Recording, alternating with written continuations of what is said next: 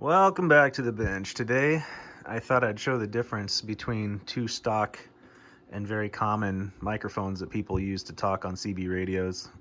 This one is the Astatic D104 amplified microphone, and this is the Turner Plus 3 amplified microphone, both running on a 9-volt battery. And the concept was that these things have that amplification to kind of get you a little bit louder than a stock dynamic microphone. So I wanted to show off the main difference between these two. I actually prefer to use one of these on the air because they're a little bit higher tone, and so when you've got a nasally annoying voice like I do, it kind of cuts through the noise a little bit better. If you had one of those boomy like smokers voices, these things can actually sound pretty good, but I use this. Another thing, this has nothing to do with the electronics and the microphones, but the D104 you can grab with one hand, key up and talk with one hand, no problem. And I like to have this thing off the desk. I don't like to lean forward and grab that and talk. So with the Turner Plus 3, it's a lot harder to do, and this switch is much more finicky. So I always end up grabbing the damn thing like this, holding it up to my mouth and pushing in on the button while I'm talking and letting off so that I can use it one-handed. And that is not ideal. But the Turner Plus 3 does offer an advantage over the D104 in that it has a better compression circuit built in. And what I mean by compression is that it seems to amplify the quiet parts of your voice and then suppress the loud parts of your voice where you would normally clip out or cause negative peaks to go to zero on your modulation. And then also, if you're a moron and you run this thing full volume and your Dynamic full volume on your radio, people will still understand you because it's doing its thing to suppress all of that overdrive.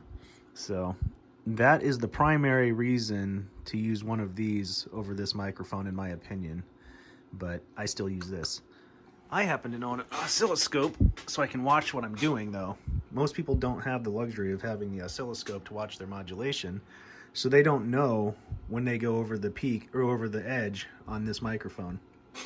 So this could be a great microphone for somebody who wants a power mic and also doesn't want to have to monitor their modulation as closely and worry about their sound going to hell. So I'm going to try to show that here on the scope. And both of these microphones have a potentiometer basically to adjust the level of output. This one is kind of annoying. It uses a flathead screwdriver or like a dime. And then the Turner has the much more convenient potentiometer on top here. It's funny, this thing is annoying ergonomically. This thing is annoying electrically. So anyway, I'm going to try to aim my phone at my oscilloscope and talk you through what I'm doing with each of these mics and show you the difference. So stand by. Okay, we are back, and we have the D104 microphone hooked up to the Cobra. The Dynamic setting on the Cobra is at 100%, just so I can demonstrate what I'm up to. Usually I run the two of them down just a little bit. So I will turn down the D104 all the way with a screwdriver. We'll key up the mic and we'll start talking. So you can already see that I'm getting audio out of this thing even at its lowest setting, but it's not ideal, it's not loud enough. We're not pinching off down to a true zero. And I'm turning it up now, and you can see we're already where we need to be. I've got this thing like 1/8 of the way dialed up. Now the problem with the D104 is most people can't sit here and watch their waveforms like this and know when it's working right. So I'm moving my mouth too close to the element, moving my mouth farther away, and so you have to find that sweet spot so that you can get your modulation correct, get it as loud as possible, but also not be pinching off all the negative waves like you're seeing happening right here. But this is the main problem. Most people that get these mics aren't smart enough, so they turn the volume or the power all the way up, which I'm doing now. The other way here, and you can see this thing looks terrible, very ragged. Audio.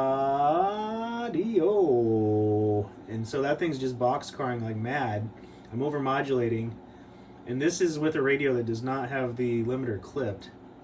So we'll go back down here to a more tolerable level. And this is kind of how I run this thing. about right here. You still pinch off, but nice and loud. People can still understand you. But this is the limitation of the D104 microphone. You don't have that control over your, what I would call overdrive. So let me stop this video and then hook up the Turner microphone and show you the difference. So now we are back with the Turner microphone hooked up to the Cobra. Dynamic is still cranked on the Cobra. And I've got the volume knob turned all the way down on the microphone itself. So we'll key up.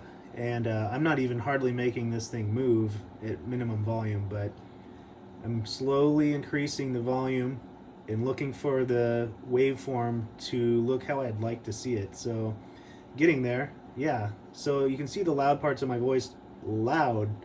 I can bring that down to a true sweet spot there with the negative peaks, but it's still not loud enough for me, so I'll crank it just a little bit more.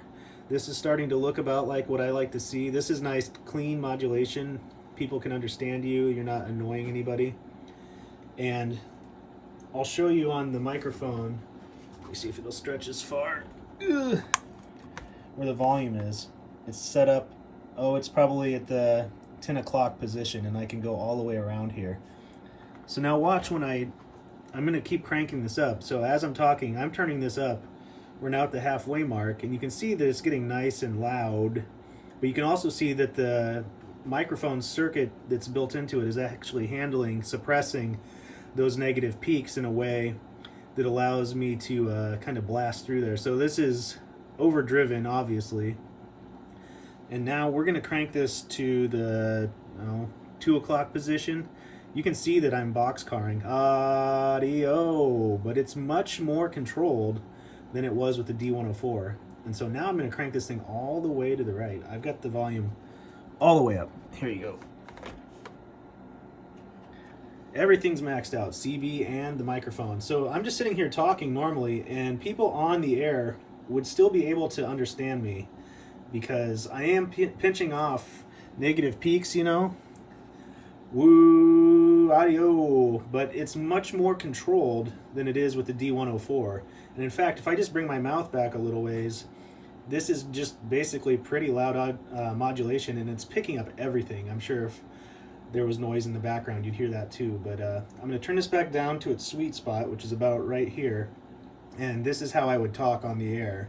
So yeah, it's a little bit more easy to control what you're doing with the Turner than it would be with the D104 Astatic microphone. So that is the primary reason I bought these things and I was interested in them. I just wanted to see the difference between the two. I end up actually using the D104 on the air more often than I use this Turner microphone, but they both do work. I get reports back from wherever, but I feel like the D104 gets me more comebacks. I think it's just a little bit louder and people can understand me just a little bit better on the air.